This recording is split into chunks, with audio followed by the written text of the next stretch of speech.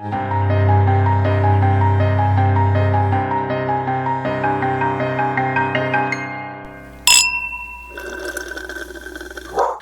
Em. Hi. Oh my goodness, I'm so excited nervous. to see you. I missed you. I feel like I'm on a talk show all of a sudden. I know. I feel like so nervous, like you're gonna like interview me with all the hard hitting questions that I can't answer. Oh, I wish I had some prepared because that would be a fun way to start this off. My favorite thing whenever I do Marvel Mondays is people love to ask questions about you. That's my favorite. What? I've told you this. They asked what you smell like. Oh, they native deodorant. I did say you Not an smell ad. clean. Well, thank you. You're Okay, welcome. that's good. I should else? like get a fake account and go in there more often and watch these. I'm surprised you don't. I'm kind of nervous. Because I watch them sometimes from my own, but then I feel distracting because people are like, Christine, you know? No, and I don't want to take away from your performance. You know what I'm I saying? appreciate my performance. Yes, Like telling everyone wants people to you chat, smell nice. and I'm like, hi, I'm now. But then I feel like I have to like joke along, and then like this is not my performance. It's always weird to me. Every week it feels like there's someone else new in there. Like this week Deirdre was in there. And I was like, why are you here? Special guest. You know all the answers to these questions. Maybe they're just like checking in to see if anything's changed, anything's updated. Maybe. Anyway, I'm here, and I know. I flew in all the way. My arms are literally exhausted. I was gonna ask Yeah, how your like arms were. so tired. Flap. Flap, flap, flap. There's no direct flights still.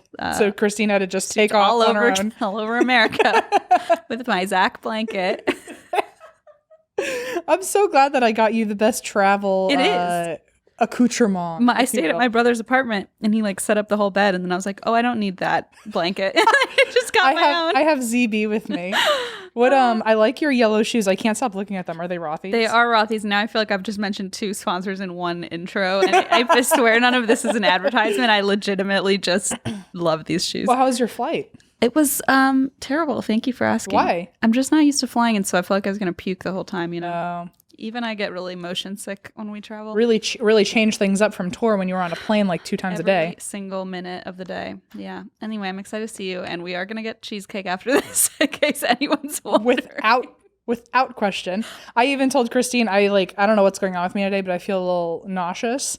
And I was like, we're still getting cheesecake, to be clear. Like, yeah, because I was like, is there? And you're like, no. I was like, there's no changed. turning back. No. That's just where we are now. By the way, I do kind of know why I'm nauseous. It's because I already ate a lot of cake within the last 24 hours. That's what kind of tipped me off to like, is this going to be a problem? And I was like, it's not going to be a problem. Cheesecake is still I don't know what my deal was last night. It was like 11 o'clock and I was so tired and I should have just gone to bed. And I was like, I think I'm going to make a cake instead. Oh, you baked the cake? Yeah, I've made it. Oh, goodness. Okay. So I had to eat some of it because it was now midnight and no one was awake to eat it with me. So I ate some cake. Well, I think that's very exciting news. Thank you. This is my segue, my segue. Oh. We also have some exciting news. I think it was smooth, right? That was. Also totally forgot about it. So you really nailed it. I only remembered because Eva A emailed us this morning, and B, I like made her tell me out loud so I could write it down because otherwise I will forget. Definitely forgot. Very exciting news. Yes. So a listener named Jessica reached out and builds these like beautiful newsletters for a living and sent us kind of a sample and was like, hey, have you ever thought about doing a newsletter? And I feel like we had, but like how on earth would we figure that out ourselves? Right. Yes. And like, you know, so when Jessica sent this in, we were like, holy crap, this is amazing. And yeah, like so, kind of already sent out like a full like a sample. It was beautiful. Like, this is what I'm thinking. What do you think? And we were like, we think go for it. How did you do that? Anyway, and so we're very excited to announce that we are now going to have a newsletter. Like, Yay! it's so silly because I feel like we've done all these other things like, oh, we're going on tour, we're doing this. And now like the newsletter I'm so excited about. It's also like, it's like finally some like little beam of light through COVID. It's that's like probably what it is. It's like, okay, yes, let's have a newsletter. Like, and everything came to a screeching halt. And then we were like, but here. But it's got some super fun stuff, and we're gonna have more information on our website. So Yes. We are gonna have like a patron of the week and a pet of the week. Ugh, I think month. Oh yes, It's a month. monthly Sorry, my newsletter. bad. Jessica's like, no, wait. I just want a pet of the week. Gio's the pet of the week. Okay, yeah, Geo's the standard, I suppose. Yeah, But we're you gonna can submit all your whoever you want. Yeah, and the sign up is going to be on our website. We are currently building that, so good luck to us. Again, this is us trying to do this all by ourselves on Squarespace. So we're going to put like a sign up thing on the website. So, and that's why we drink.com.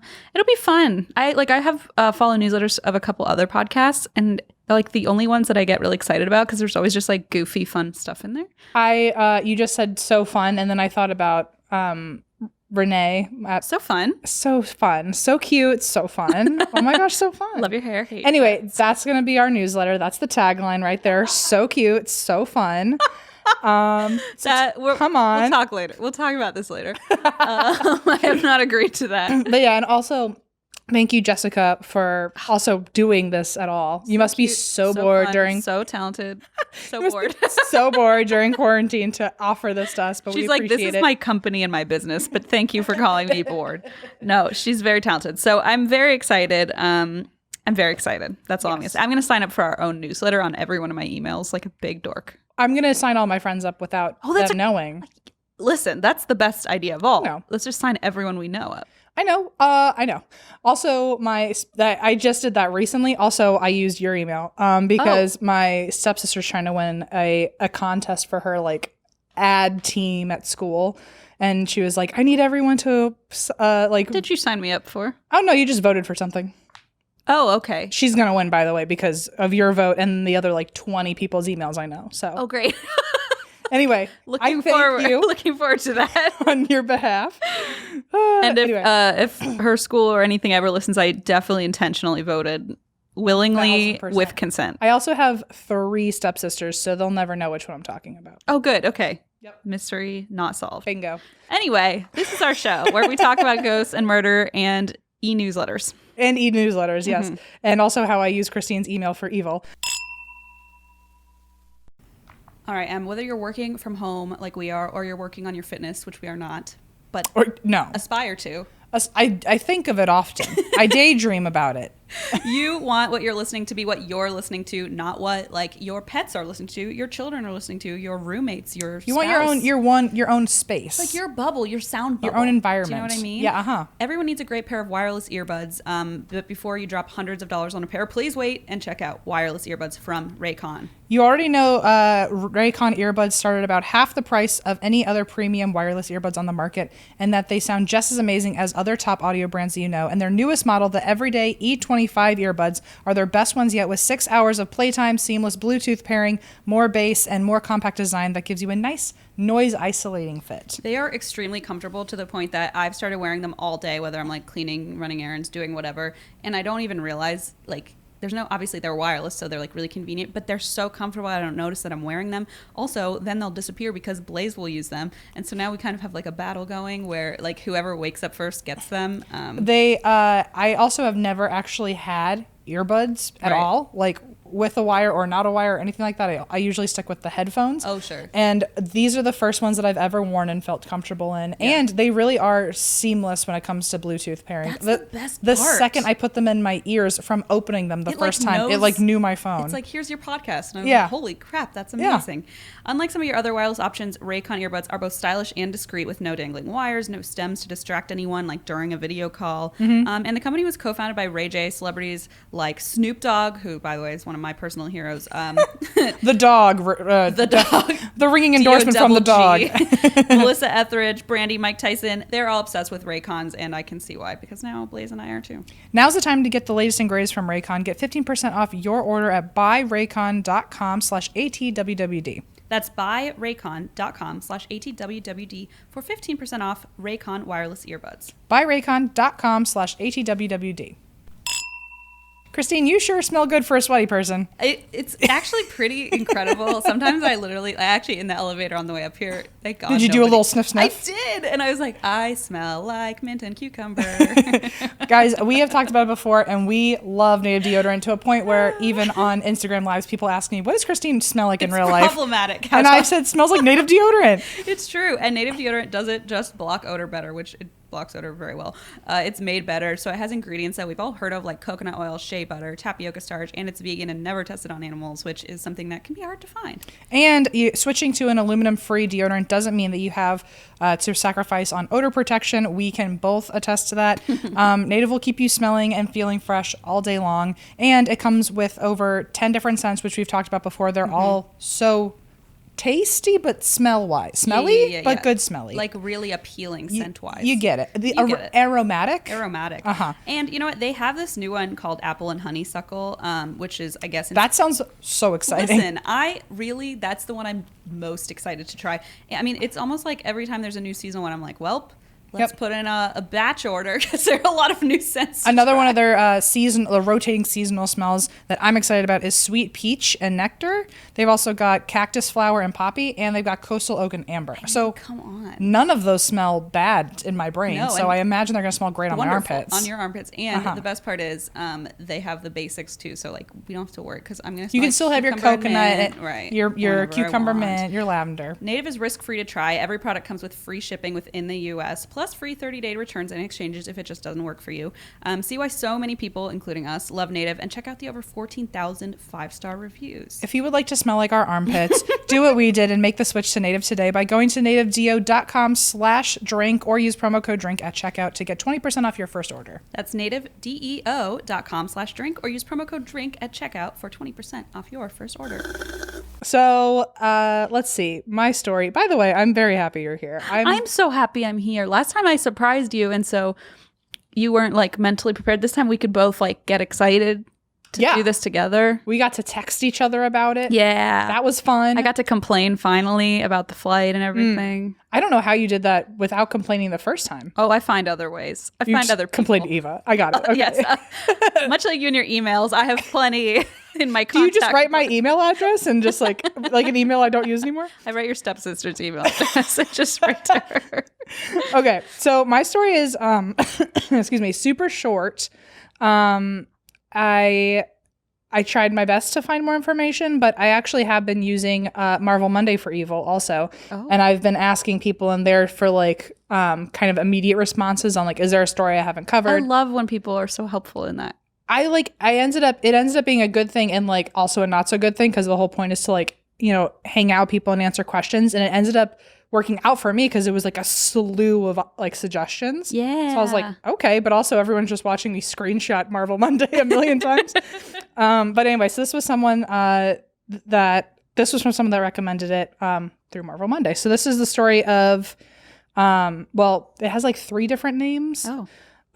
It's called the Antigonish Ghost, the Antigonish Poltergeist, one of those two. And then the Fire Spook of Caledonia Mills. And the Mary Ellen Spook Farm. It's a lot of words that you just said. A lot of words. Is that half your notes for the day? Mm-hmm. Yes. I just actually have it copy and pasted all down the list. It sounds like a lot of words. It's just apparently, just in case anyone's wondering like, oh, well, are you going to cover this? I just wanted to make sure I got all the names. So it's all under one umbrella. Exactly. Oh. Yes. Also, if you can't notice, I can't stop touching my hair because it's getting too long. Maybe you can. It's perfectly long. Maybe you can cut it and dye it purple and then it turns yellow. Yeah. Well, that did happen to me. Thank you for calling that out. To be fair, people might comment. So yeah, let's just get it out of the way. It's post purple. Turned orange, yellow. Post purple. Purple went away. Okay, so this is the story of all those things. So this is in the 1920s, and this is in Nova Scotia. Oh, love it up there. And so I think this is actually in Halifax. I was just telling Blaze I want to go back for our next anniversary when we can actually fly. When I tell you I'm so jealous you've been to Halifax, and it's been my dream since I was 12. I do feel bad about that. I did almost bring my Halifax backpack today, though. Well, you're wearing your Belize one, though. I'm always wearing something you've given me. It's like you're like slowly just kind of inserting yourself into my wardrobe. Not slowly, but yeah. Not slowly, just injecting entirely. Okay, so this is in Nova Scotia. It's a farm, and it was owned by Alexander and Janet McDonald, although I couldn't stop saying Zandy. Aww. So I just thought of Zandy the whole time. Old McDonald had a farm. Got it. E-I-E-I-O or... No. Poltergeist. I was going to try to spell like Halifax or something, but that didn't work. Okay. Nope. And so it was Zandy and Janet and their 15-year-old daughter, Mary Ellen. Hence the title, the Mary Ellen Spook Farm. Got it. So the farm was near Caledonia Mills, hence the Fire Spook of Caledonia Mills, which was 20 minutes southeast of Antigonish. AKA the Antigonish Ghost. Okay. Got it. Yeah, Triangulated. Yes, literally. All of it in one fell swoop there. Understood. So this is in December 1921. And Zandy was tending to his animals, and he noticed that all of his horses and cattle basically just escaped from the stalls. Oh. Even though he knew he had secured their stables and all that, they were just fucking out in the field and running around. Oh no. Which I don't know how as one person you then gather Wrangle all of them. Yeah, because once you've gotten one, aren't the others I guess that's what sheepdog are for, right? They I guess corral them. I never saw anything about dogs. I just saw he put them all back, and it's I feel like that was a really short sentence for a really large accomplishment. Why are we not giving him more of a trophy here? Right. Okay. It's like doing something for what I presume the entire day, and then it's oh yeah, and that happened. Anyway, he figured it out. Right. Let's move on. So he put them all back. Humble brag, I guess. And then minutes later, they just all broke free again. What? And at that point, by the way, I'd no longer be a farmer. I'd be Goodbye. I'd be that was too fucking much. I'm not gonna go chase down a dozen cows again. Although maybe he knows one of those tricks on TikTok. I learned that cows love corn, and cows love the trumpet or something. So maybe he knew some weird slick trick to get them all to him instead of played the trumpet. He just was in a cornfield and just did this with a trumpet. He waved his trumpet around. He just showed us. I'm so glad you're not a farmer. For the rest of the world, I'm just very happy that you're not a farmer. Can you imagine? They're oh, what do we do with the sheep? I don't know, trombone? I don't know. You're I played trumpet in 8th grade. Let me go get it. It's my ukulele is I'm probably skilled enough to handle one goat, So not only did he so he brought all the cattle back in for a second time, and he also noticed that as he's bringing them in, a lot of their they look their tails and their manes are braided. What? It's something very intricate where if first of all if they just ran off themselves, then there's no reason for that. But also they went and got a perm. Right. At the they went to the barber. But also if the barber was the one that was releasing them, there would have been no time to also do all this. He's not braiding their hair as he's trying to wrangle them back. Right. Okay. So it makes no sense if it were. That's very weird. It makes no sense if it were a person or the animals. Right. Either way, it doesn't really add up. And he also notices that this starts happening all the time. He starts going into the barns, and even if the animals are there, all of a sudden there's this weird. So have different hairstyles every time. Yeah. Okay. One had a bob. A mohawk. Well, technically, horses always have mohawks, right? Because it's just No, they're not up though. They're So they just have a relaxed mow. Yeah. They just have the mow falcon. No? Stop it. I'm saying stop it to myself. Okay. So not only are the animals acting weird, but he also notices that they're starting to find things like ash in the cow's milk. Ew. So that makes no sense. And I don't know if that means fresh from the cow or in their stored milk where it's closed. Oh. They're finding ash in it, but it's never been there before. Yeah, that's no good. And they're also starting to see figures walking around in their windows at night. Oh God. And 2 neighbors actually saw a hand waving a white cloth from a window when nobody was home. Ew. Kind of like how I wave a trumpet to the cows. That was just you attempting to get them back inside. And what else? Oh, and then people started seeing a bright blue light coming from the barn. Oh. Which I imagine is kind of the alien kind of look of something's glowing from within. Yeah. The McDonald's also started losing all their stuff, and it started going missing, and things were reappearing in random places for no reason. Uh-oh. Even including heavy farming equipment, the tractor would no longer be where it was.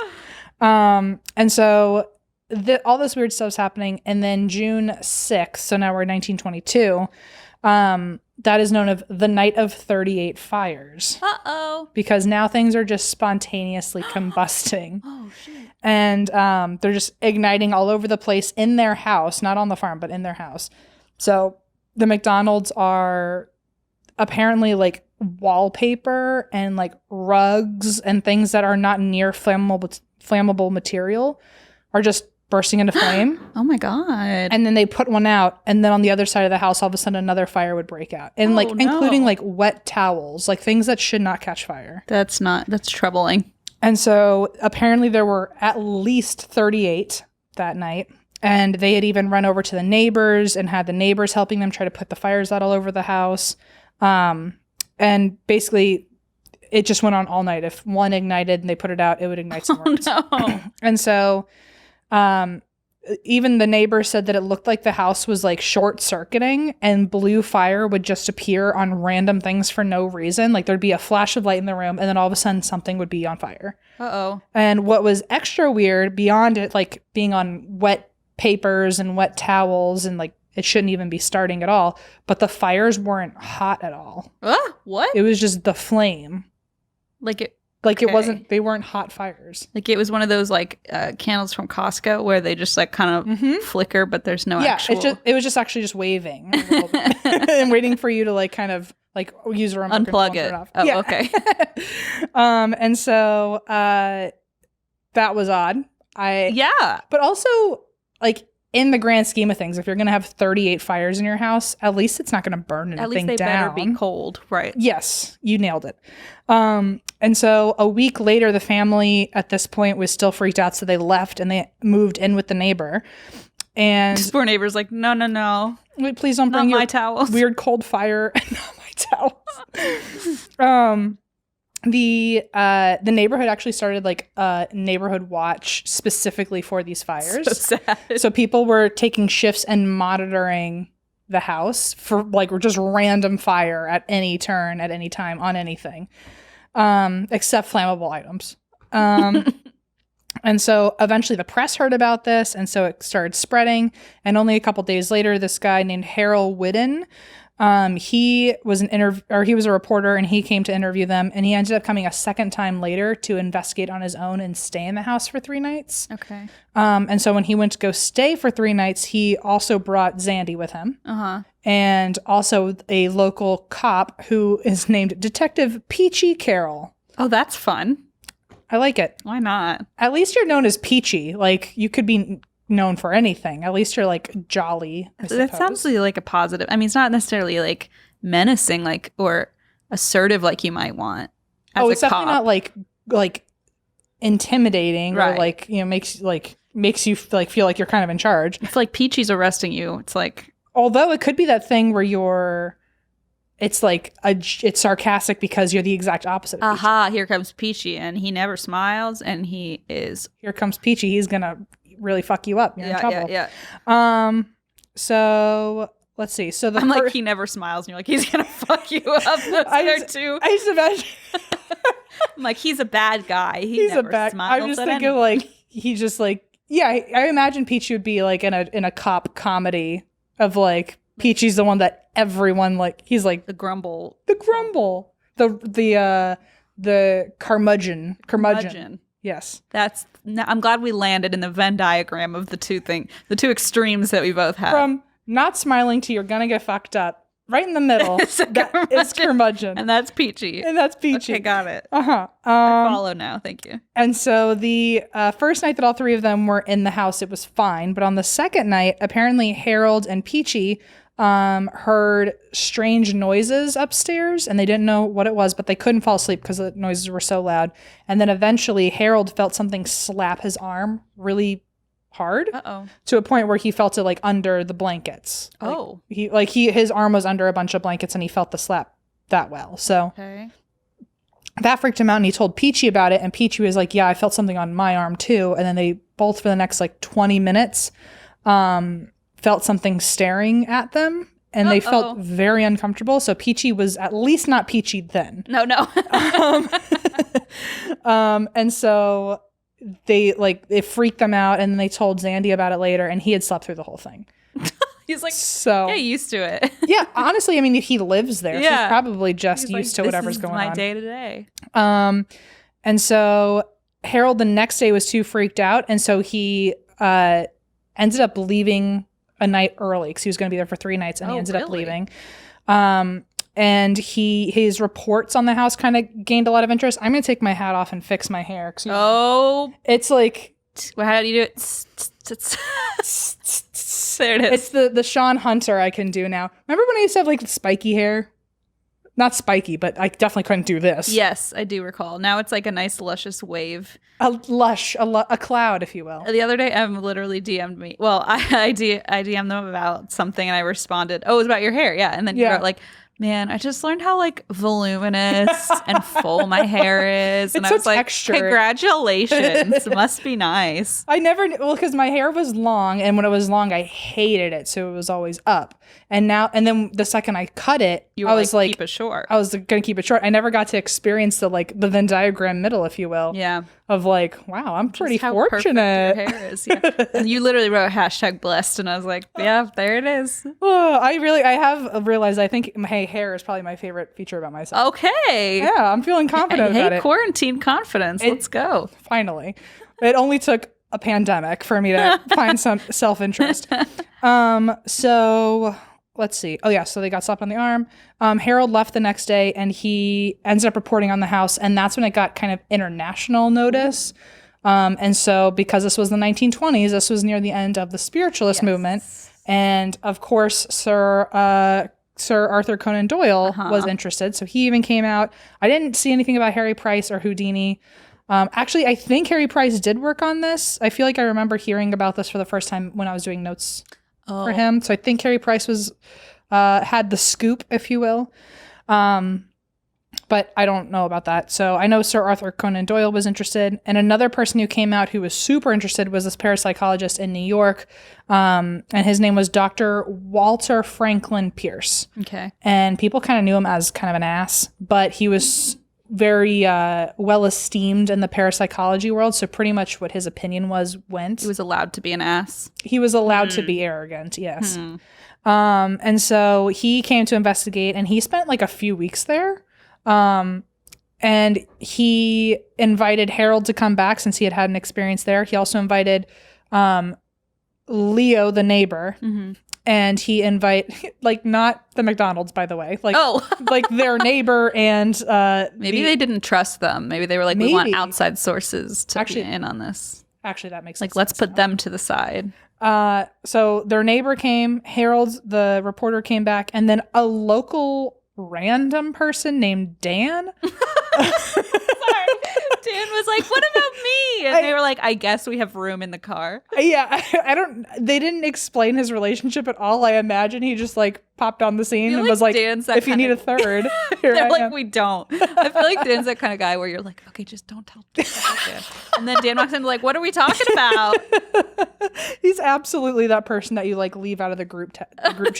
He finds a way. It anyway. He always finds a way in. He creates a new group chat. Yeah. Also, because he was a local, I said he was a local, but the phrase that was actually used in the notes, because apparently a Halifax resident, like a local in Halifax, is called a Haligonian. Oh, hell yeah. I'm fucking about that. I like that. I didn't know that. Because when I first read it, they said, and a Haligonian named Dan. And sounds I was like an alien. What? Breed of alien or something. It does a little bit. In the best way. Like the Pleiades, what are they called? From Pleiades? Okay, I don't know. I'm just back to thinking about fucking Akon. So Akon and the Haligonians. Wait a minute. Make a band. Wait. Canadian rock band, just like Billy Talent, like on tour. Warped Tour. Warped Tour. I love it. Warped indeed. Yeah, it's deeply warped. So, like I told you, I've become the most popular person in my family because I now have a Drinkworks machine that makes cocktails. You might as well, you moved like near your family, but you might as well moved into the house because they're knocking on your door anyway for this They've thing. moved into my house. Yep. So the Drinkworks machine is, first of all, it's beautiful. It looks awesome on my counter. But basically what it is, it works like a fancy automatic espresso machine. You press a button and the machine does the rest, only it's premium cocktails, not coffee. It's like someone went into my brain and invented the exact thing I needed and wanted. I mean, it sounds exactly like something you've probably manifested on a vision board at some point.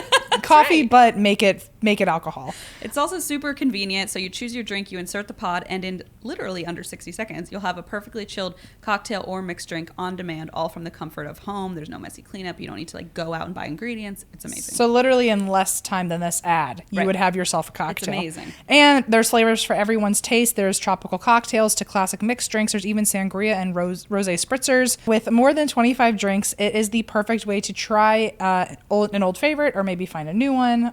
Dabble, maybe. Dabble. Well, okay. Yeah. Dabble with this because devil with this. There's a new flavor, and it's Jack Daniel's lemonade, and it combines refreshing lemonade with premium Jack Daniel's whiskey. I'm like not a huge whiskey person, as everyone knows. Christina's mentioned this drink so good multiple times now. It's so good. Blaze and I both like it, which is rare.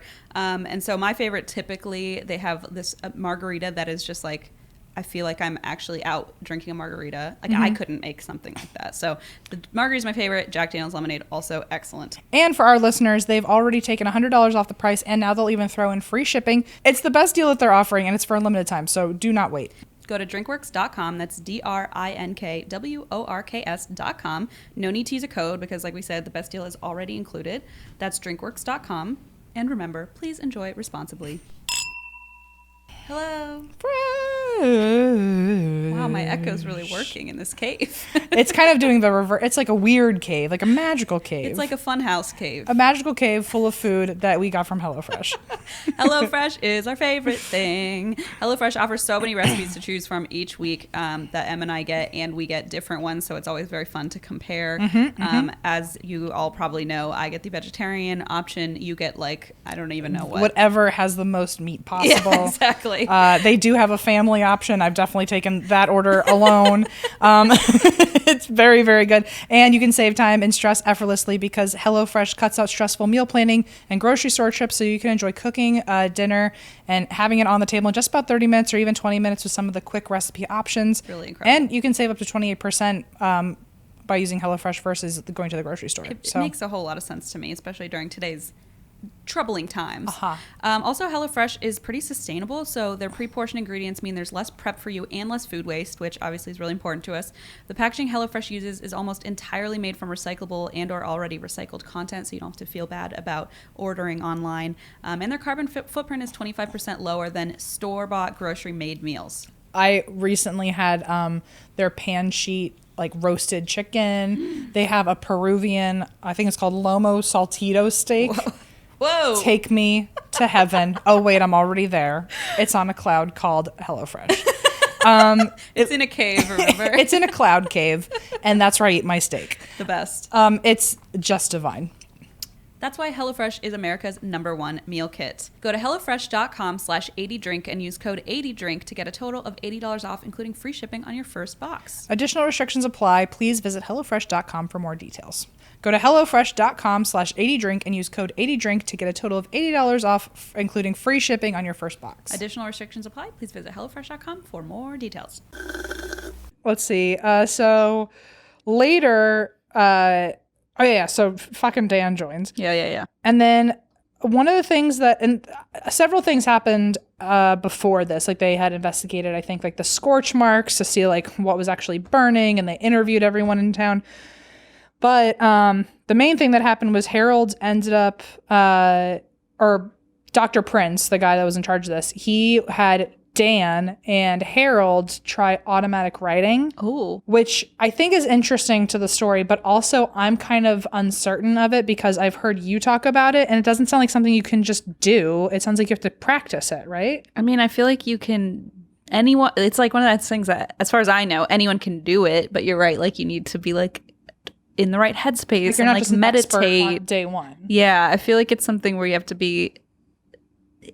follow. I mean, maybe if they followed the protocol, maybe Dr. Prince was super duper good at explaining the directions. Maybe Dan was just, somehow I doubt Dan was good at following instructions. Maybe Dan was actually just like a secret like Reiki master. Maybe it's possible. But so he decided that he wanted them to try automatic writing. So he told Harold and Dan to hold pencils over the paper. Basically, this is what he told them, which doesn't sound like very like narrow and like detail of instruction. Okay. He said, okay, here's pencils, put them over the paper, and then spirits, if you're around, talk to us. I see. So it doesn't sound like anyone got, even the spirits didn't really get any direction. The spirits were like, wait, what do you want me to say? Like, we're already doing that. We're setting fires. They're like, I don't want to work with Dan. You work with Dan. No, you work with Dan.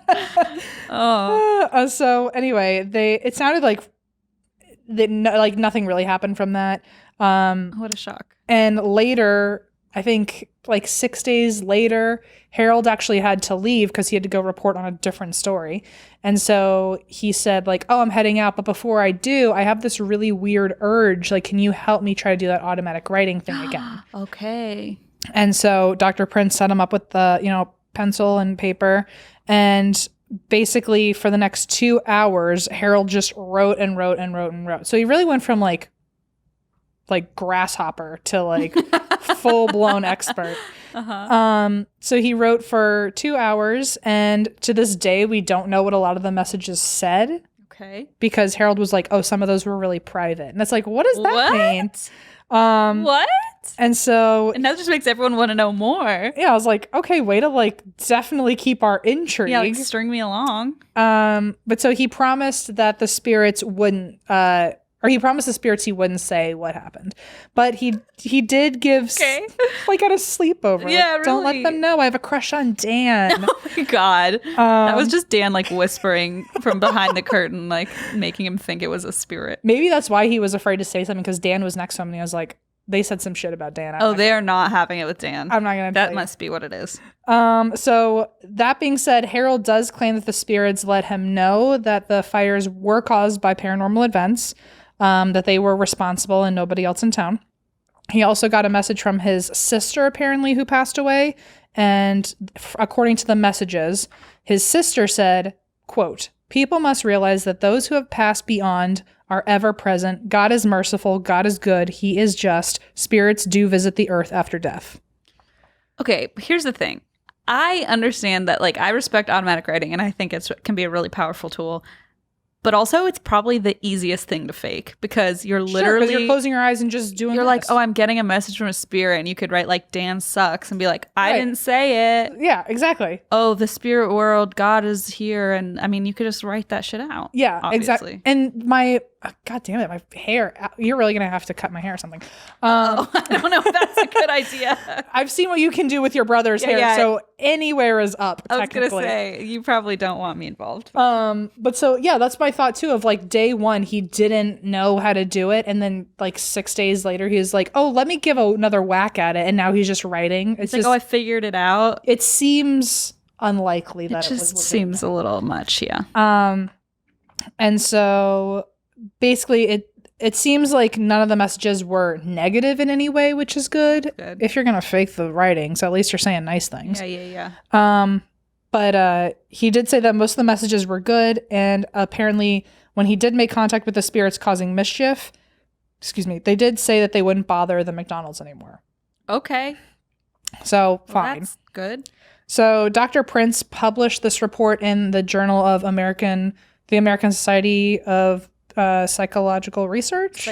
Psychical research. Yeah, I was like, the other one. If you look back at my face there, I did not look like I knew what I was talking about. I was like, I knew something was wrong. We said cyclical or something. Yeah, who could psychical? Forget? Who could forget when people still tweet me every day about that one? Who can forget? The ASPR. The ASPR. Yeah.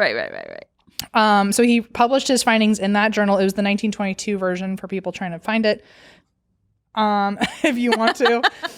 But despite Harold's messages and like this automatic writing that was like so profound, apparently, Dr. Prince still took away from it, and you can read it in the reports that he thought that the whole time it was the daughter, Mary Ellen. What is up with those? Like same with the mongoose. Like the daughter's always like stirring up some trouble. It's always like a 15-year-old girl who lives on a farm in the middle of nowhere who's bored in the 20s. So cute, so fun, so bored. So cute. So fun, so bored. Yes. Let's put a mongoose in the wall. I know I just repeated it, but I needed it for the emphasis. I liked it. I liked watching you say it. It's more fun. I liked when you said it. Okay. Aww. Okay. Moving on. Okay. No, you're so cute. Okay. Oh, you say it. So. Okay. Where I'm just like lost in our love. I totally forgot. What else is new? So Dr. Prince does think it was Mary Ellen. He also said he doesn't trust Harold's automatic writing.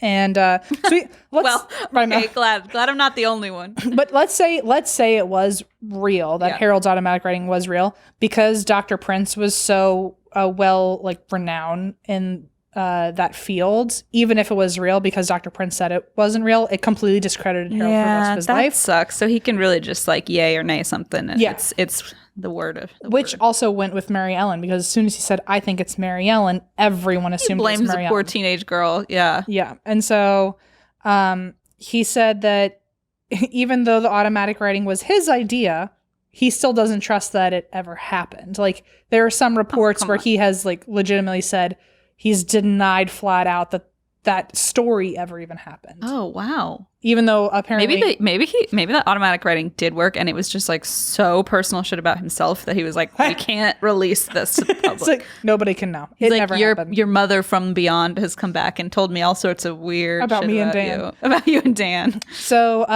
this is a quote from Prince that said, the fires were undoubtedly set by human hands, judging by the unmistakable signs left in the house. The burns are never found on the wallpaper higher than the reach of a person 5 feet tall, which is the height of the girl in the family. It's a valid point, I guess. Mary Ellen came back and said, I have never set fires. I have never untied cattle in the barns. I never plaited the tails of the horses. I would have been too afraid to, which same. I like don't want to get near a horse long enough for Not it to their probably butt. That's kick where me. they kick you. Yeah. Yeah, like why would I? Let me touch every single one of their tails for a long enough time that I can braid it fully. Yeah, give it a French braid. And not a one will kick me. No. I don't believe it. I've never played their tails. I would be too afraid to. First, they claimed I had a boyfriend, a sweetheart who set the fires, and now they're saying I did it. I tell you, I don't care who Dr. Prince is. He ought to be ashamed of himself. Oh, hell yeah. And she was 15 in the 20s, so like good for her. Yeah. For her. Yeah. She stepped up. And then Dr. Prince later kind of took it back, and he said, before he took it back, let me be clear. Before he took it back, he said, oh, well, the Mary Ellen I met would have never been able to even make that statement about me because she had the mind of a 4-year-old. What?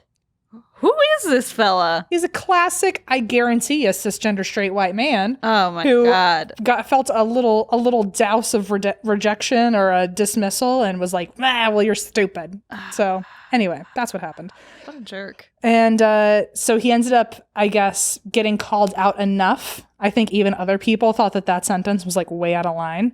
Wow. And so he ended up taking it back. And then he ended up saying, oh, well, it was still Mary Ellen, and she is not capable of doing those things because she's like smart. She's so smart, you guys. But she definitely still set the fires because she was sleepwalking and or possessed.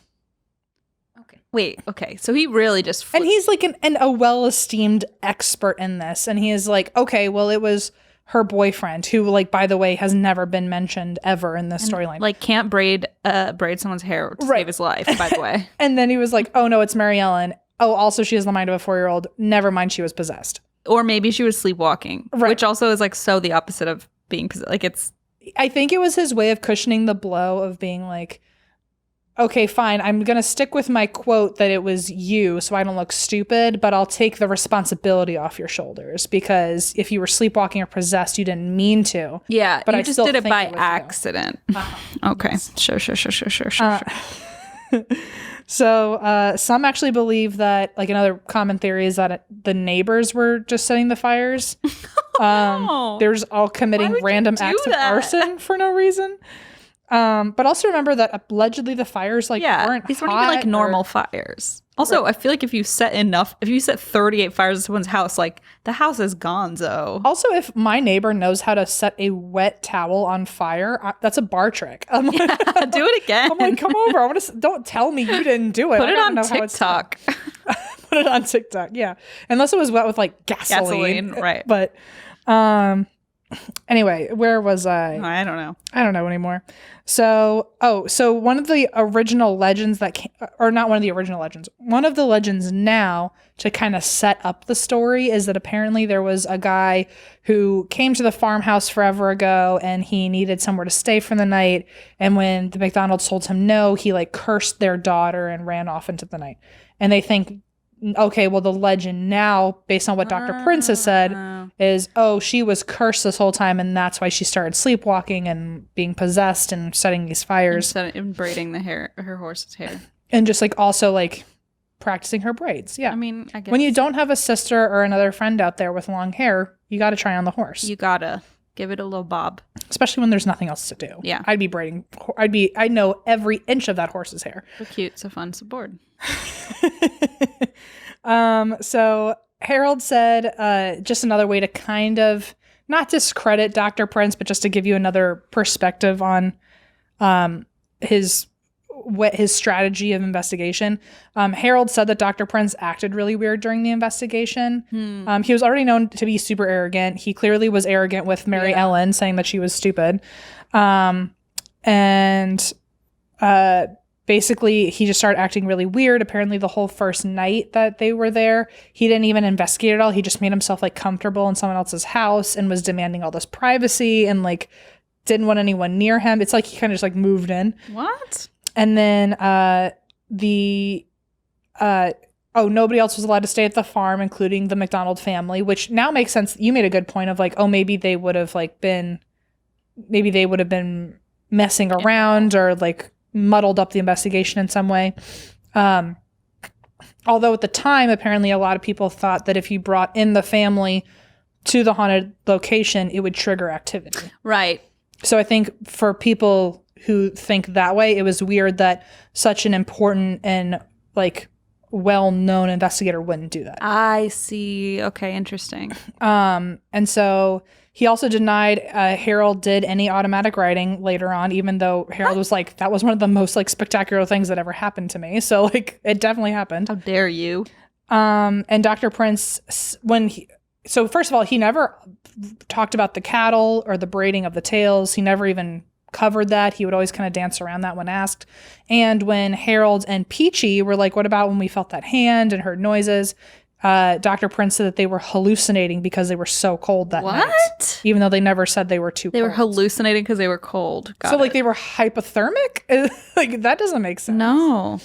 But so that all being said, Dr. Prince did say that even though he didn't believe there was any paranormal stuff going on there, except maybe a casual possession while she's sleepwalking. Sure. He did say that there were some weird things that happened in his office when he got back to New York, just like some like weird knocks and sounds that he wasn't used to. Okay. So he's like, oh, well, that was kind of weird. Maybe something followed me home, but then we never heard anything else after that. Right. But 3 months after the investigation, the McDonalds moved back in. So poor Leo, their neighbor, was like, it's been 3 months. Please go back to your home. Oh, right. They were still there. Yeah. Oh, no. So 3 months later, they moved back in and there was no paranormal activity for a while. But then small little fires started again.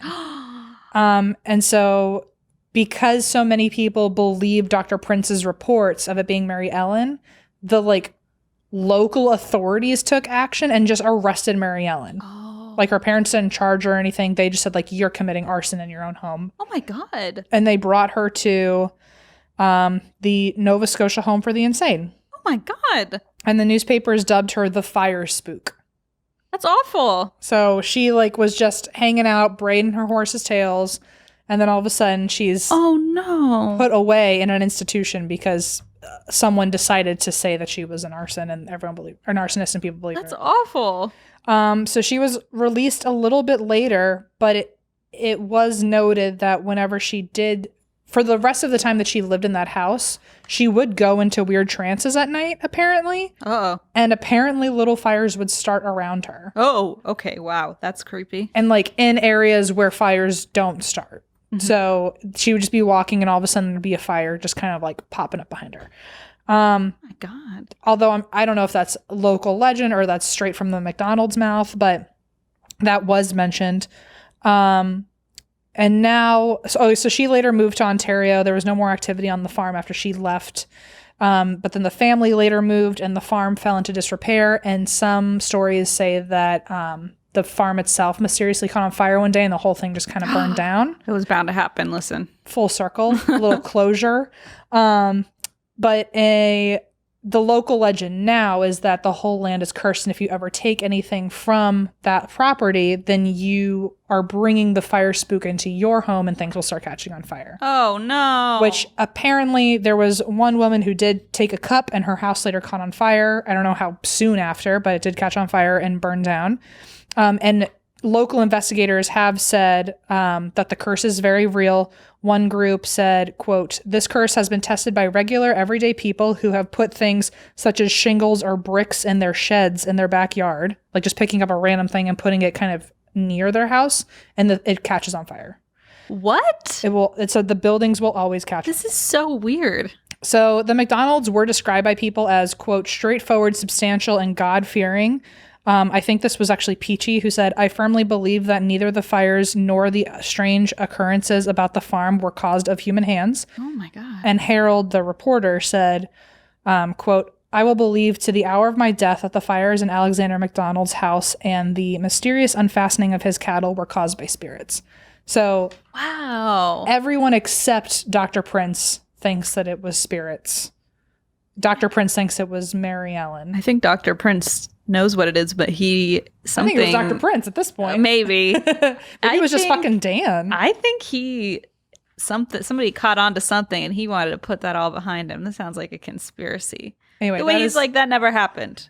I don't know. Shady. It's a mystery. It's a mystery. Honestly, if you don't believe the story, maybe go take something from the tell us what happened. The property and then throw it near your house. Not ours, but yeah. Don't put it in our house, please. Throw it to your own house.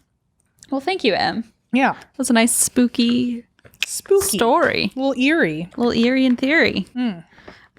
Great. Well, I have a story for you as well. Excellent. Surprise. Oh, okay.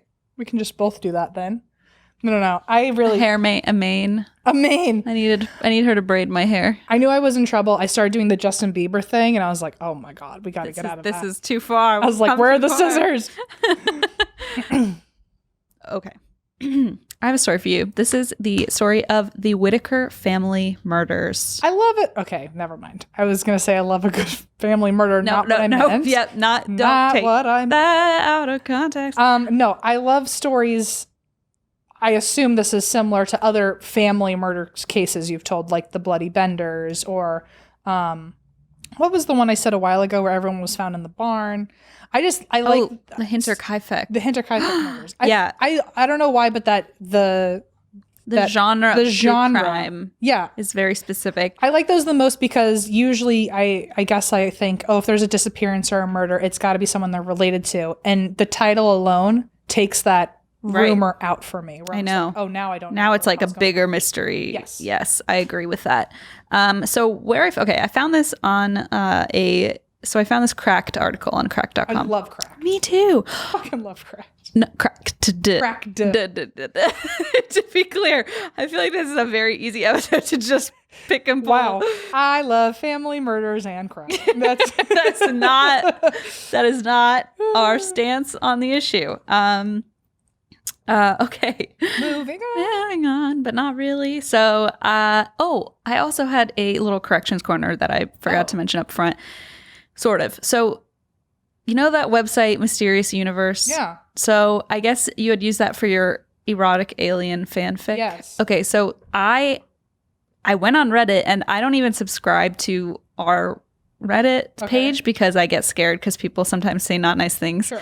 And I'm a baby. Oh, did I mess up? Did I say something? No, you didn't. So, but it came up for some reason. I guess it was like, it like knew who I was anyway. I don't know. It came up and I saw this headline that was like, hey, do you guys know about the Mysterious Universe controversy thing? And I went, what is it? And I went and read and they were very nice, whoever posted this. Like, they weren't critical or anything, but they were like, I don't know if Em and Christine know this, but because we talk about that website a lot. Sure. What's wrong with it? Apparently the guy who creates the blog or the page and he hosts a podcast, which I didn't know there was a podcast, but I guess he hosts a podcast.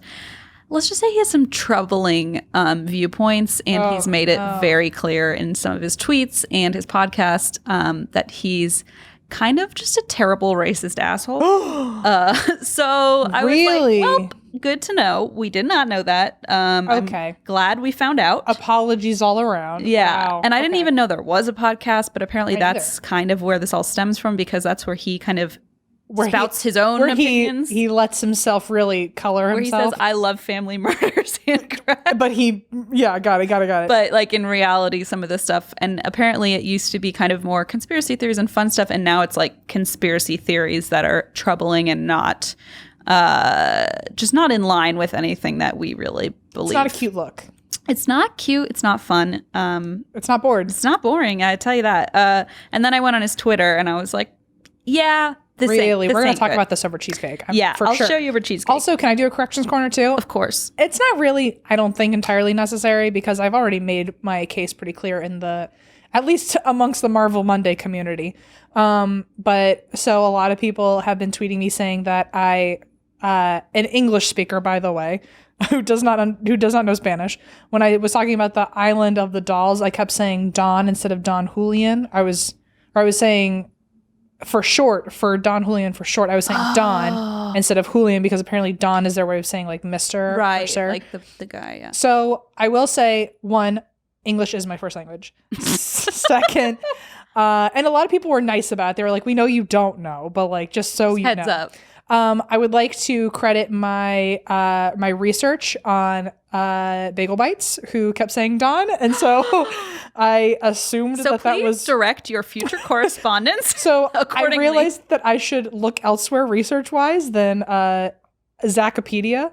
So just so we know, I heard Don a million times, and I don't think I heard Julian a lot, so I just kind of ran with it. But Wow. Okay. So just clearing it was the like air. secondary incorrect information that you got from an incorrect source. As far Understood. as I'm concerned, maybe he was saying Julian. I swear I kept hearing Don, so I just ran with it. And Don is an English name, so I just Donald Trump. You Okay, know, Don and Dan, all our favorite characters in this Yes. show. Anyway, I am aware of it, so you don't have to keep Yes. tweeting at me about it. But I appreciate. I didn't know this. I so. appreciate the Spanish speakers trying to educate me a little bit. Yes, agreed. I appreciate it a lot. And I feel like I will add again that we're always open to correction because, again, we don't know maybe 1% of Right. the world's information and we don't pretend to. Yes. And we try to do our best to do our research properly. Sometimes things.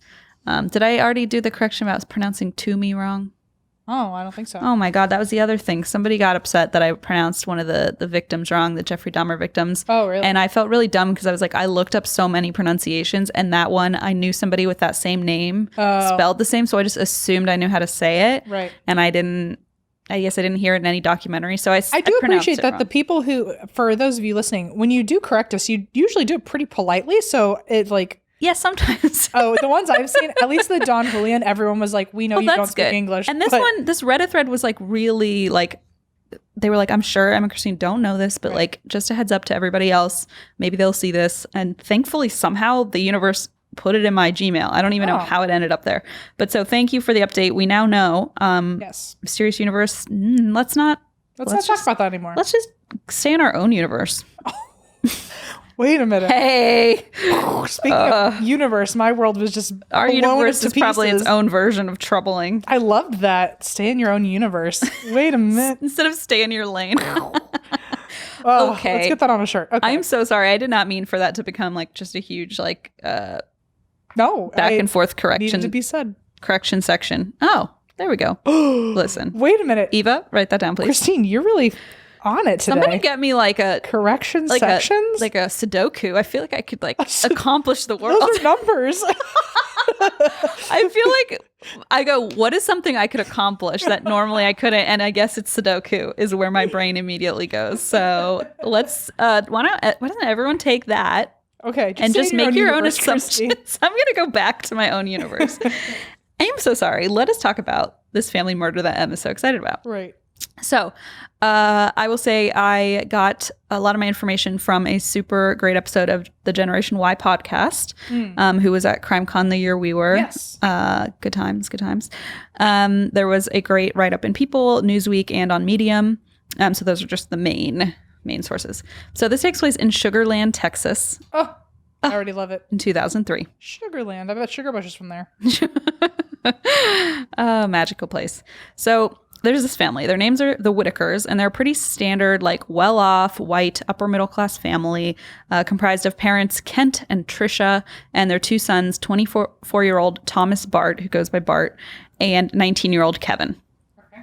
So Four people. four people, Okay. two sons, and just kind of your average, like well-to-do white Texas family. So in December of 2003, the family went out to celebrate Bart's graduation from college. So he was graduating with honors that month from Sam Houston State, and his family was super excited because at this point he was 24, and they were like, he did it. Like he's finally getting his degree. So they went out to a place called Papa Dough, which is a local Cajun restaurant, to celebrate.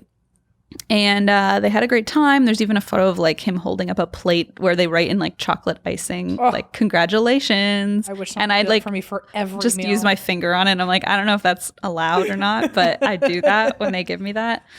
Actually, they never give me the It's always for someone else, and then I put my finger in it. Yeah. Anyway. That's cute of you. It's charming at 29. Especially during a global pandemic. How nice.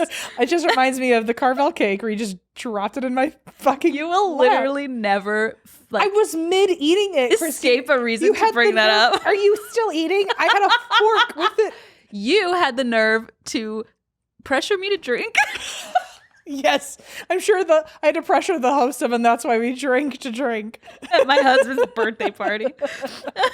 I was so mad. I saw that Carvel cake, and also Allison and I were the last people at that party, and I was like, "Fuck yeah!" Like I beat everyone else out. I get to eat the shit out of this cake. Survived the gauntlet. I had the cake. I was like, "Thank God you didn't like present this when everyone was here. I would have gotten a sliver, and now I get a whole fucking cake."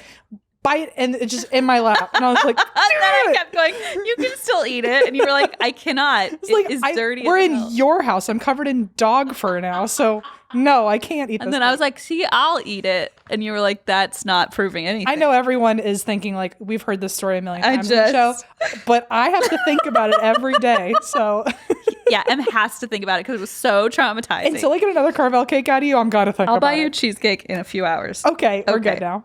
So anyway, they go to this Cajun restaurant, and as a graduation present, Bart's parents gift him with a $4,000 Rolex. Casual. Same. Holy shit. They asked later, like, why did you give him that? And the dad was like, he really wanted it. I was like, yeah, me too. Wow. But what? Must be nice. Oh my God. I'm like, my car was less than that when I first bought my first car. Anyway, okay. Oh my gosh. In any case, just to give you an idea of kind of their lifestyle and everything. So $4,000 Rolex. After dinner, they returned home, and Trisha, the mom, and Kevin, the 19-year-old brother, they headed in first to the house while Bart realized he had left his phone in the car and ran back to grab it. Okay. As he turned to head back toward the house, he heard gunshots. Oh. Trisha and Kevin had come face to face with a masked intruder who was in their home, who had shot Kevin first right through the chest. Oh my God. Then shot Patricia right in the chest. And Kent, who had been kind of waiting on Bart, rushed into the house to see what was going on. And he turned right as the guy shot through his shoulder. So he was shot, but not in the chest. So then obviously Bart rushed in afterward, confronted the intruder, and they kind of struggled, and he got shot in the left arm as they fought. Then the shooter exited through the family's back door, jumped the fence, and escaped the property. So a neighbor heard the commotion, came over, was trying to stop the bleeding with their own T-shirt, called 911, and Bart, the oldest brother, called 911 shortly after.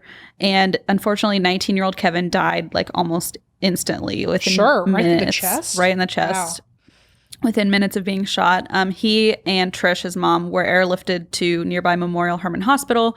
And unfortunately, Patricia tragically died shortly thereafter as well. So Kent and Bart, their injuries were not as... they were in their arms, right? Yeah, like the shoulder and the arm. So they were rushed to the hospital, and they both survived their injuries. The bullet that hit Kent hit 6 inches from his heart, so it missed, any vital... portions of that. Good? Question mark? Right. Yeah. So when first responders asked for information about their attackers, Bart told them he believed the gunman was black. And they said, oh, like, why did you think that? If he was in a mask? And he said, oh, I could see like through part of his mask. Like through the eye hole. So they were like, okay. Then they put them in the hospital, and they were like, time to recover. Police were like, okay, this must have been a burglary gone wrong. So they went and examined the scene, and they found that Kevin, 19-year-old Kevin's gun safe had been pried open with a blue crowbar, and the murder weapon had been left behind, and it was registered to Kevin. So whoever had broken into the house had pried open the gun safe, taken the gun out, and used that to kill the family, and then left the gun at the scene. A little strange that they left the murder weapon behind. And even though the gun was left behind, Bart's cell phone had been stolen. So like the one he had gone out to grab and brought back into the house. So they were like, that's a little bit odd. So the phone was still... was the phone actually legitimately in the truck or in the car? Yeah, so he had gone and grabbed it and was walking back with it. And then he got into a fight with the... Oh, right. So one thing they thought was maybe that the guy went to grab the gun and accidentally grabbed it. I also saw the cell phone. It was like an old school early 2000s like big block phone, you know what I mean? Yeah. So yeah. they were like, maybe he went to grab the gun and just grabbed the phone I see. and didn't realize it. They weren't He sure. felt something and just grabbed for it. Right. So they weren't sure, but it was just a little bit odd. Do you think it was, not knowing the answers yet, do you think this guy wanted to actually kill them, or do you think he broke into the house, wanted to get into the safe for money, Right. found a gun, and was like, oh, well, this is my way out of here in case they catch me? So at this point, that was what they were thinking, is this guy got in to rob the place, Just money. was looking for money, found the safe, grabbed the weapon out of it. So that's kind of like the initial view that police had of this situation. At the hospital, Kent and Bart grappled with what had just happened, especially Kent, the dad. He later described having laid on the ground and he heard his wife like still alive. I can't imagine. It's awful. Yeah. And what he said was he called out to everyone in his family, and he called out to her, and he just heard her like gurgling basically. And he said, I didn't know that I would know what the sound of someone with blood in their mouth would sound like. And he's like, but that's what I knew what was happening. I mean, it was really, really traumatic. So he said he instinctively knew the sound of someone trying to clear their lungs from filling with blood, which is just like the most horrific thing. So both Kent and Bart were obviously angry. They told investigators they wanted them to catch whoever had done this to their family. Meanwhile, investigators looked at this as like a pretty basic robbery, but somehow they just couldn't. They kept hitting dead ends left and right. So a house was robbed pretty close to their house pretty soon after, and police were like, oh, well, that's probably the same guy, because I guess Sugar Land, Texas doesn't have a lot of violent crime. And so another house nearby was robbed soon after, and they were like, oh, that's probably the same guy. But bloodhounds didn't pick up that man's scent at the Whitaker house at all. And so they had to determine well, there's nothing to go off of here because there's no indication that this man was in their house. So the lead investigator, his name was Detective Marshall Slott, and he took a closer look at the crime scene. And that's when he began to notice some inconsistencies, let's say. So in an interview with CBS News, he explained, in the master bedroom, the dressers and armoire all had drawers open on them, but they were all open an equal distance. It was very neat and orderly. Ugh. Yeah. Like a burglar with OCD. Maybe, perhaps. Just got to make sure it's all right. Perhaps. They were like, this doesn't strike us as your traditional burglary, in that it looked like someone had just opened the drawers, but it wasn't flailing and quick and yeah, exactly. It was almost intentional that they were trying to make it look like a burglary, right? AKA staged. So again, not typical of a robbery. And additionally, the safe that housed Kevin's gun, so the safe that the killer had pried open with a blue crowbar, was in a pretty remote part of the house. So the burglar had gone directly to the safe as if they knew where it was, which was strange because, how would you break into a house? Exactly. Know exactly where this safe was. And again, they had left the murder weapon. They had left all the electronics in the house, but they had taken Bart's cell phone. So they were like, this is just a weird... Right. So far, I kind of understand the argument of, maybe the guy thought he was grabbing the gun. Yeah. But, if it was, a Nokia phone or something, could have felt like... Yeah. Like a gun. Yeah. So I watched the Forensic Files episode on this too, and they actually had photos of the drawers. And like you said, I mean, it was really, so it says they were open in equal amount. They were literally open in equal. It wasn't even weird. They were just open and not rifled through. It was maybe they were open very specifically. So it was just really strange. I was trying to think maybe if they tipped it over or something and all the drawers fell out. Done that. But then if you push it up, some of them are going to close a little more than others. It's too precise. Yeah, exactly. And then I've also done that, by the way. Yeah. Okay. What happened? What was the thing where you got your head stuck in something? Oh my God. This was a couple months ago or something. Place was putting it on backwards and he didn't believe me. Was it what? It was a dresser and he was putting on the panel backwards and I was trying to prove it to him and he didn't believe me. And so I said, look, I'll show you. And I put my head in to show him the back. He works in a hospital and he's he comes home with so many thoughts of how do people get in these stupid fucking situations? And then you're like, look, I'll put my head in to prove a point. And then he's like, Christine, take your head out. And I was like, I can't. And he's like, Christine, don't be an idiot, take your head out. And I like, you know how your ears get stuck then? And he was like, that's not a thing. And I was like, of course it's a thing. Like, have you never stuck your head through a banister? And he was like, no. And I was like, oh, well, I have. And he was like, that doesn't help me. Like, you need to get your head out. And then I started crying because I was like laughing and I was frustrated. And also my head hurt. You probably felt wildly like claustrophobic. It was very bad. I was like, this is not where I want to be at this very moment, fighting with my husband, but also my head is stuck in a dresser, so I'm not winning the argument. And when you got out, were the drawers like in perfect, precise order? Because that might confirm something about this story. Oh my God. Yeah. So then I proved that he was putting it on backwards. So I proved my point. Good job. You were right. That's the most like bullshit Christine thing ever, where I'm like, I will literally do anything to prove that I'm correct, which is just so messed up. But like by being correct, you did something so I injured myself. I caused like more problems than there were before. Like, look, I'll stab myself to prove that the knife is sharp. It's like, okay, you did it. I mean, that's like, I know, I'm sure I've told this story, but like when I was 2, I jumped into traffic. I ripped away from my mom's hand, jumped into traffic, almost got hit by a van. And my mom was like, why the hell did you do that? And I was like, oh, I wanted to see if you'd cry when I was dead. And like, that's me trying to prove a point. There's a TikTok right now, like a sound bit, like about a bite of someone going like, I'm not gonna bash her like everybody else, but she needs a lot of psychological evaluation. That's how I feel me. I literally was 2 years old and my mom was like, well, this is gonna be a long 18 years. If my 2-year-old said, I want to know if you would cry when I die, I'd be like, well, let's get in the car and go to therapy. Yeah. No, my parents at that point, my sister now she's in a much more advanced world as far as therapy. At that point in my life, 1993, I was not ready. I think the world was not ready for me. The world still isn't really ready for you. Therapy sessions. The dresser wasn't. Help me. Okay. Anyway, so they're looking at this case and they're like, something's weird about this scene. Something's off. We just can't figure out what it is. And then a strange tip came in. So there was this journalist covering the case and he had made a strange discovery. He had called the Sam Houston University, to figure out what degree Bart had graduated with. And the university was like, he is not enrolled at our school. Yeah. Ooh. And the journalist was like, wait, what? Like, I was just calling to verify that he was getting a criminal justice degree.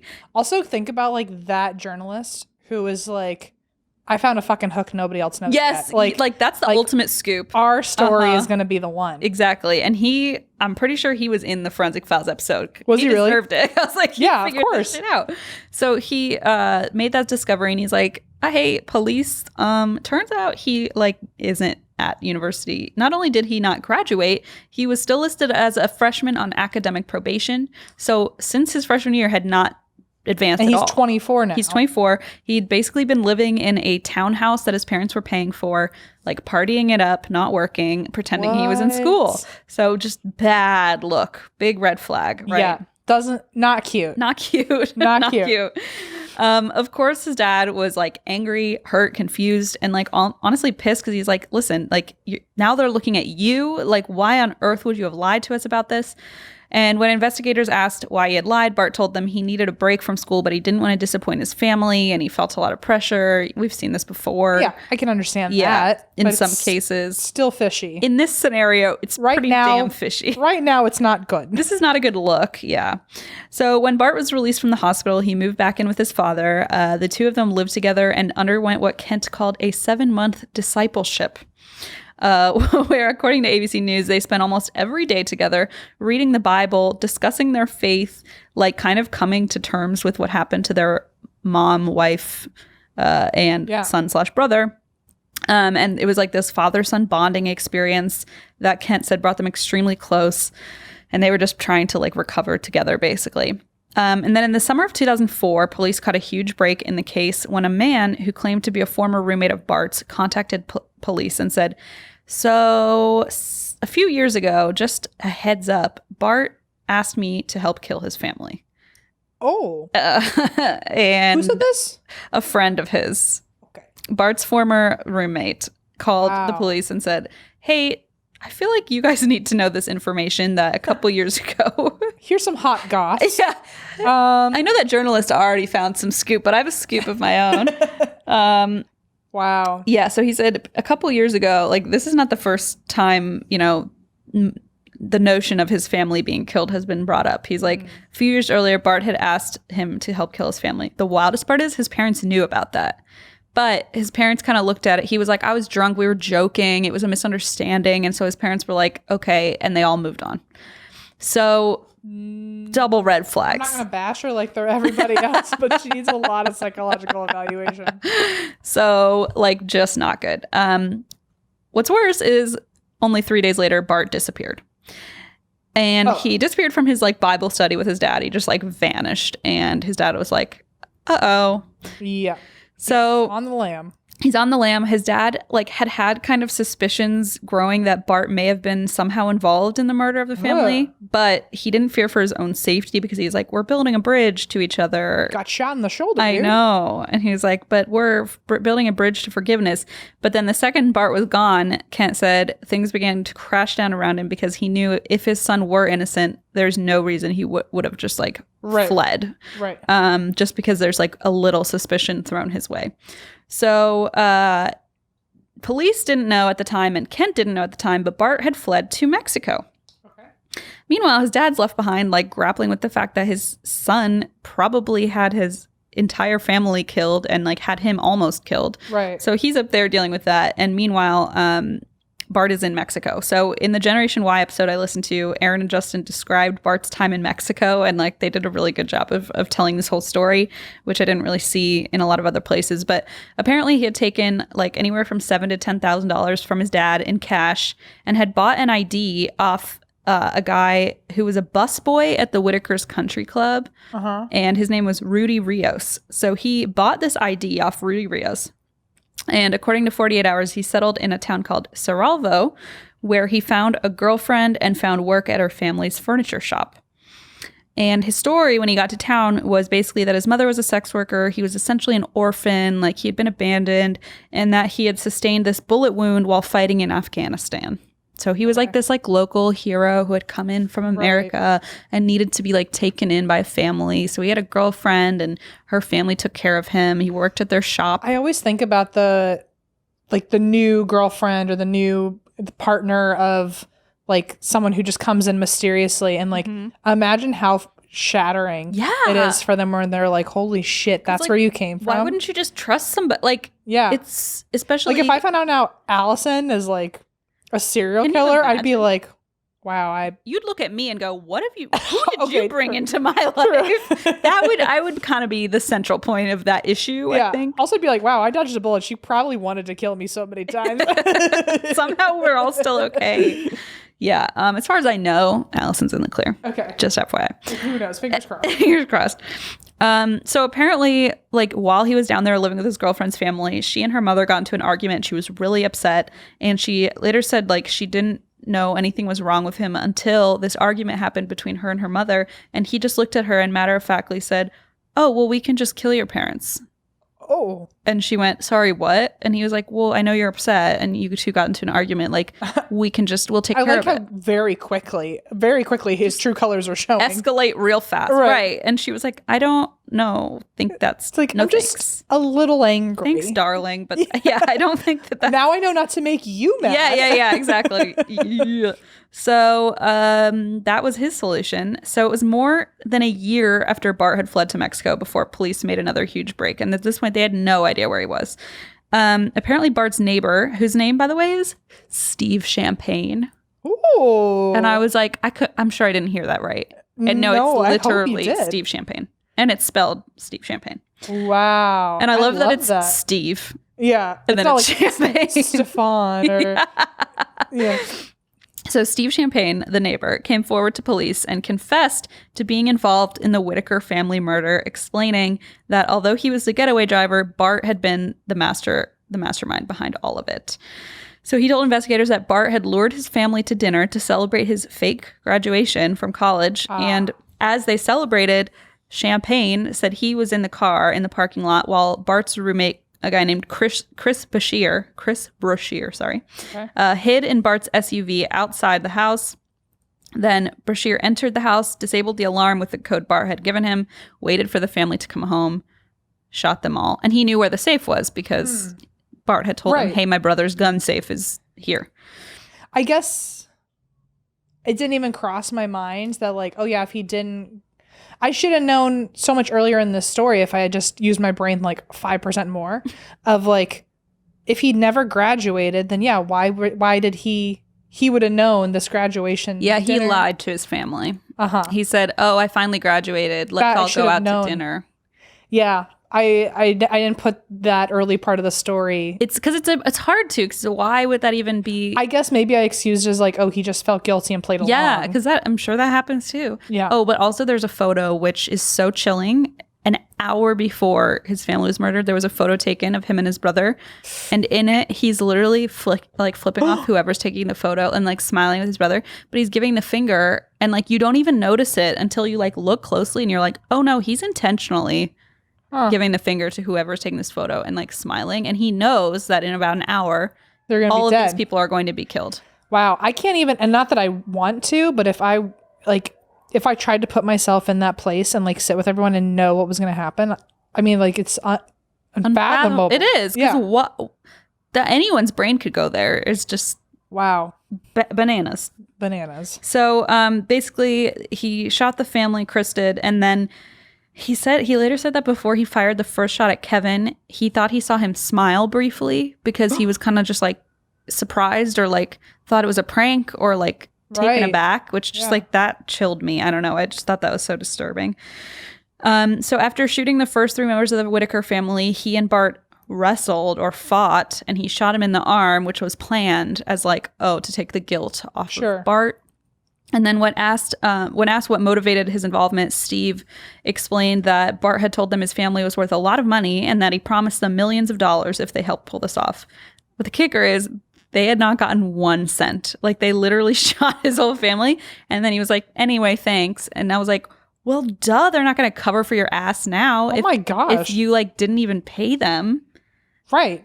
It's just like hold up your end of the bargain. Yeah, like what room do they have to be like, I'm going to defend this guy? Right. Well, also like imagine his quote luck of like being able to have 2 roommates and like or a friend and a roommate who are on board with this to begin with. Like it makes me think that he must have pitched the idea of killing his family to multiple people before he just found he didn't just like try on the first time like, and the roommate was like, that's a great idea.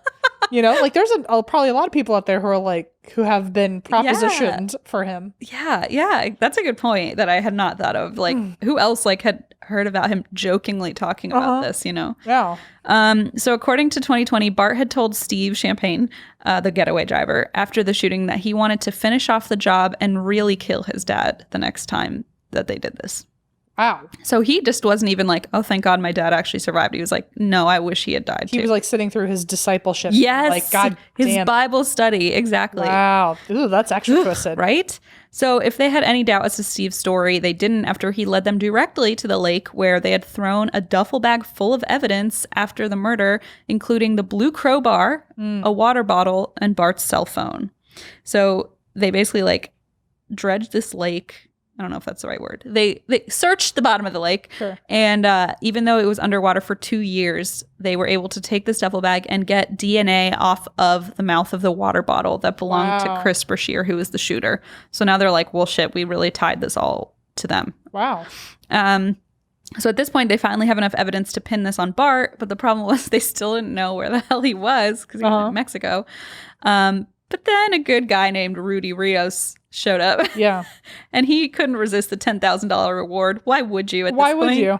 Like, knowing, like, I don't know if he knew. He probably didn't know at the time when he sold his ID, like, what this guy had done. Just thought he was, like, getting him a beer. Sure, like, getting him beer or something. Yeah, exactly. Which, by the way, I don't mean to keep interrupting, but I wonder, and maybe someone out there knows, but, like, so does he just get immunity for, like, what he did? Who? Like this Rudy guy for like, because I imagine he could get arrested for like giving someone a fake ID. I don't think it was just like important enough to be charged. Because I wonder, like, if you were part of it in some way and you did something mildly illegal that you didn't know was part of a bigger story. I think since he was would like, you want to come forward and like call yourself out, or? I don't know, especially because he was like, hey, by the way, I know where he is. I just didn't know what he had done. So I don't think they ever had any intention of like getting him in trouble for it. Okay. And I think it was just a mild thing of like, oh, well, my ID was expiring, so I just like gave it to him, and he, I don't think it was like anything deeper than that. Gotcha. But yeah, that's a good point. But so he did come forward and say like, hey, I know where he is.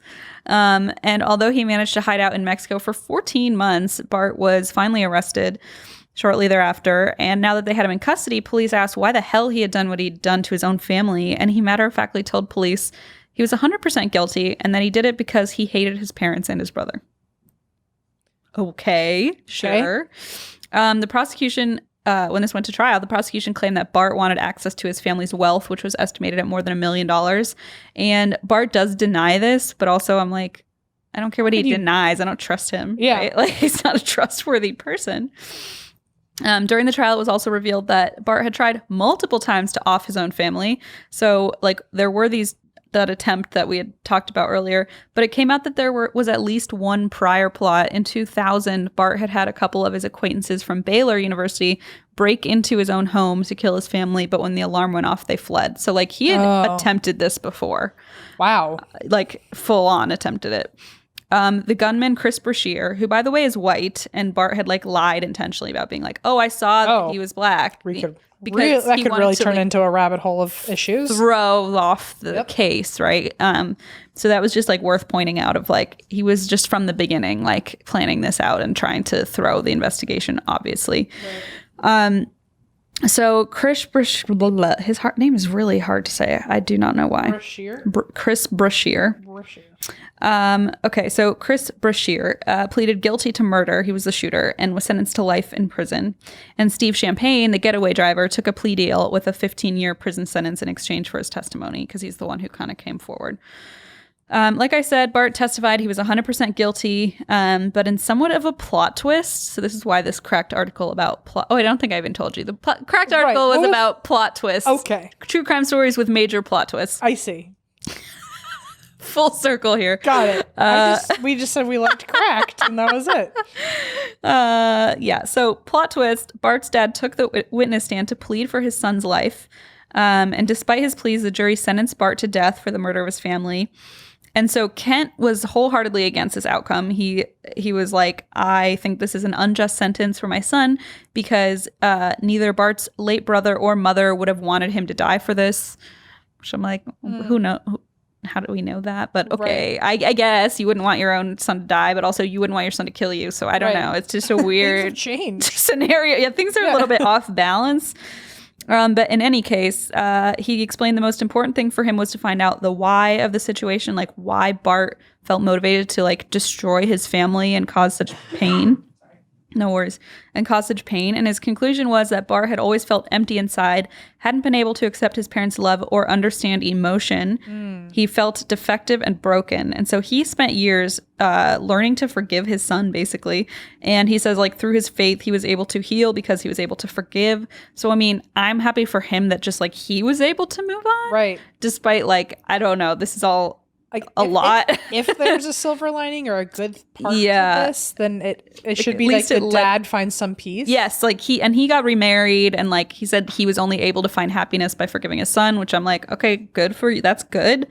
But I don't even know how you would do that. I don't either. I don't know if I could do it. And that's why this is just like the ultimate plot twist, I guess.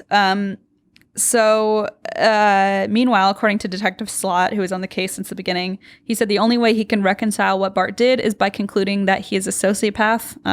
I'm personally inclined to agree because in response to Detective Slott's statement, Bart simply said, well, then I am what I am. Oh. Okay. Oh. Okay.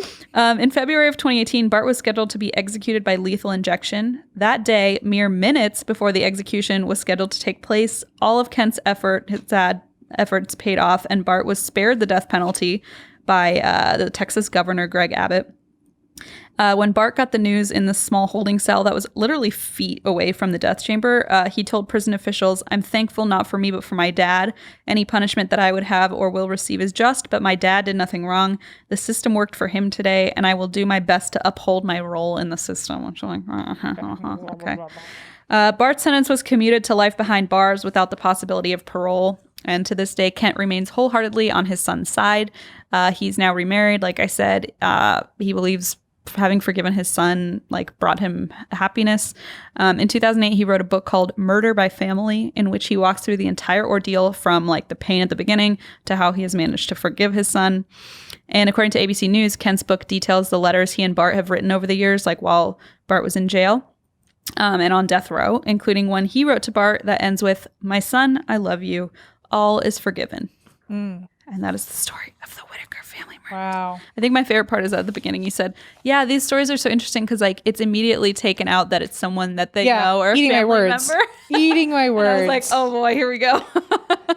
Well, Plot I twist. still liked it. I still couldn't figure it out for a while. It's topsy-turvy. Oh, topsy-turvy. Tipsy will be me in a few hours. Tipsy-turvy is Miss Christine, yeah. Anyway, well, thank you everyone for listening to our episode today. Yeah. And then go check out our newsletter new stuff on the website. So. Yes, and that's whydrink.com. And we will see you there. And that's why we eat cheesecake after in a little bit. and drink also. Yeah, and drink I also. wanted to get some tipsy-turvy. Yeah. Bye.